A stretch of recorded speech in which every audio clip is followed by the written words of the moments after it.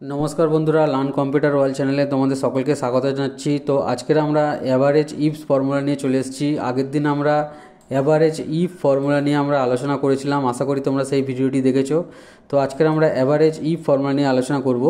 Average if ফর্মুলাতে single condition দিয়ে আমরা answer বার করে দেখিয়েছিলাম, কিন্তু এভারেজ ইফ ফর্মুলাতে আমরা ডবল কন্ডিশন দিয়ে আমরা অ্যান্সার বার করে দেখাবো। এভারেজ ইফস ফর্মুলাটা আমাদের এক দুই বা তার বেশি কন্ডিশন দিয়ে আমরা অ্যান্সার বার করতে পারি। তো কিছুদিন আগে আমরা সাম ইফের ফর্মুলা আমরা শিখেছিলাম, তোমরা হয়তো ভিডিওটি দেখেছো। যদি না দেখে থাকো আমি লিঙ্ক আই বাটনে দিয়ে দেবো, তোমরা সেটা গিয়ে দেখে নেবে। তো এখানে দেখো দুই বা ততোধিক কন্ডিশন দিয়ে আমরা অ্যান্সারটা কিন্তু বের করে দিয়েছিলাম। ঠিক সেই একই রকমভাবে এভারেজ ইফস ফর্মুলাটা কিন্তু এখানে আমরা ক্যালকুলেশন করব। তো চলো বেশি কথা না বাড়িয়ে আমরা আমাদের মূল ভিডিওতে চলে যাই।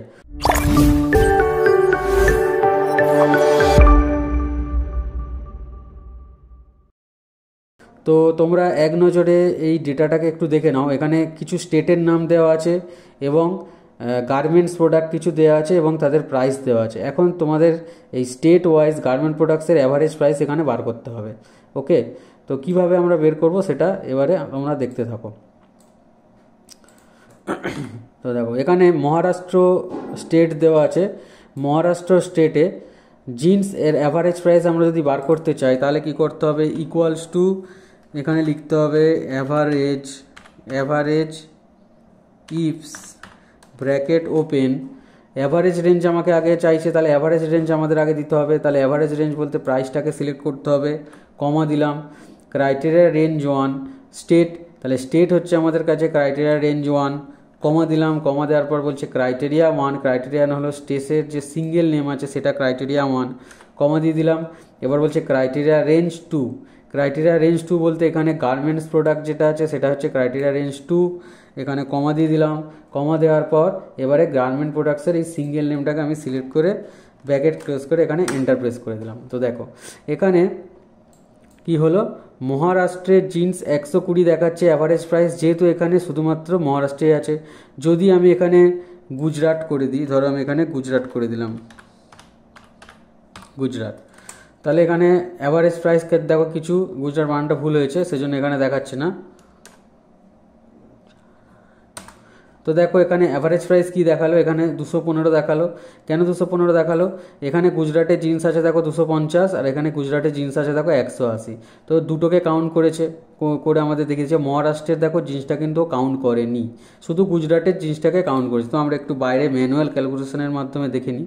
তো গুজরাটের 250 প্লাস গুজরাটের 180, এন্টার কত হলো 430।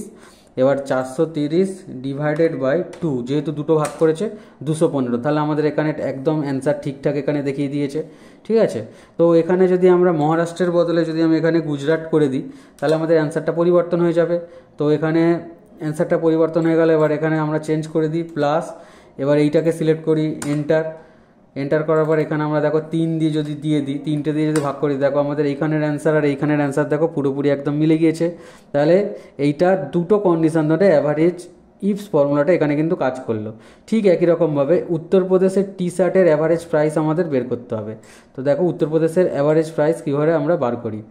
তো চলো আমরা এখান থেকে এইগুলোকে একটু সরিয়ে নিই যাতে আমাদের ভিউটা সামনে সব দিকে সব চলে আসে।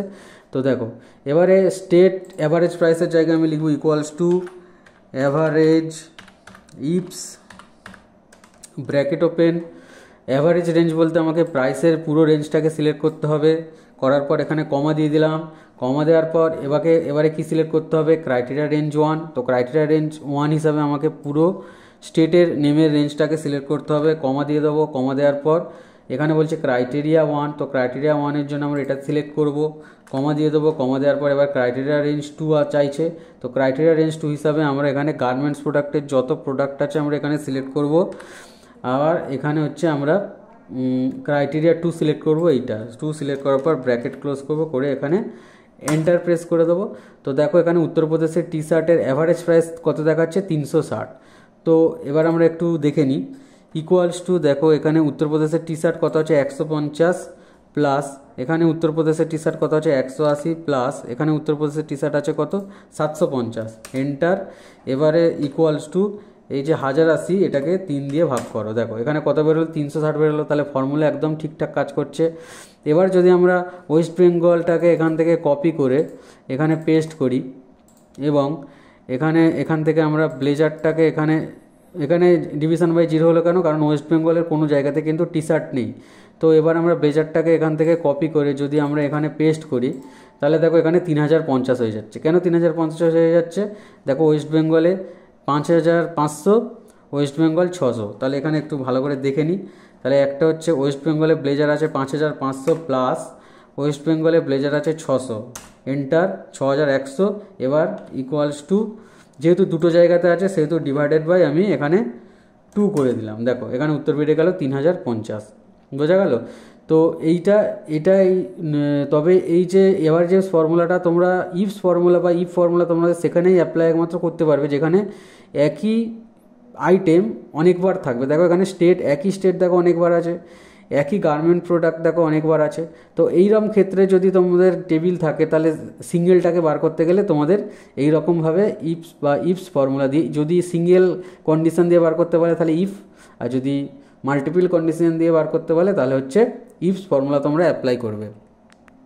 তো আশা করি তোমরা মন দিয়ে ভিডিওটি পুরোটা দেখেছো এবং বুঝতে পেরেছো। যদি না বুঝতে পারো অবশ্যই কমেন্ট সেকশানে জানাবে, আমি তোমাদের বলার চেষ্টা করব, আবার আমি তোমাদেরকে বলে দেবো।